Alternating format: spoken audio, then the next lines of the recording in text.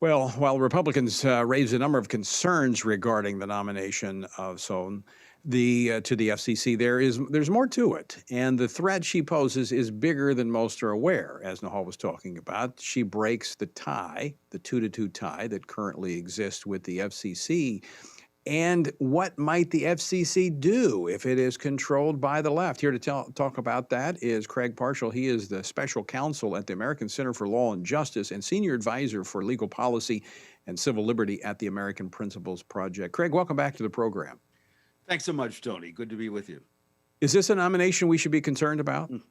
Yes, desperately, deeply concerned. Her tweets came up in the Senate hearing yesterday, and as well they should. She's called Fox Network, the television network, state-sponsored propaganda. She's complained about the supporters of Trump. This was before, or I should say, while President Trump was still in the White House, as cowardly enablers. So she's made some very disturbing comments from a partisan standpoint, but I'm even more disturbed by her basic worldview and philosophy about broadcast freedom or the lack thereof.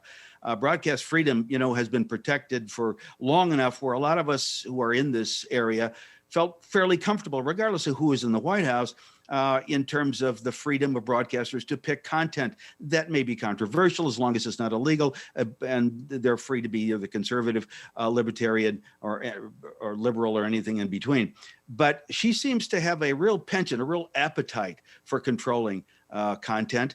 And that's my concern. If she gets the appointment, if she passes through the Senate, then we have a 3-2 vote from a very liberal FCC that will look for all kinds of mechanisms. And I'm not talking about the old-fashioned Fairness Doctrine, because we fought that successfully over a number of years. President Reagan, during his administration, had it disbanded.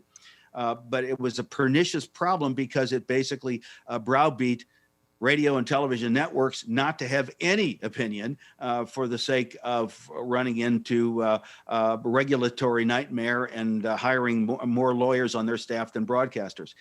She can use techniques, Tony, like misinformation as grounds to clamp down on content that she doesn't like, particularly conservative content.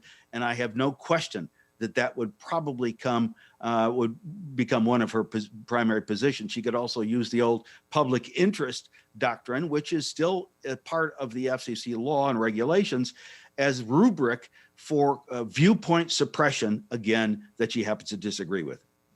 I mean, Craig, as you know, kind of Christian radio, conservative radio is kind of the last bastion where the big tech has not been able to clamp down. It's not part of the legacy media. I mean, the left is going to come after those on Christian and conservative radio. Yeah, there's no question about it. And as I said, she seems to have a real appetite for censorship. She wouldn't call it that. She'd simply say that we are eradicating dangerous misinformation about political, social, and religious issues that foment the population. Well, no matter what you call it, it is a suppression, a violent suppression of free speech. And remember that the FCC is the arm of the federal government. So when the arm of the federal government says we're going to pick and choose winners and losers in terms of what opinions and viewpoints and information comes over the broadcast airways, we are in big trouble. So folks need to be weighing in with their senators regardless of their party affiliation.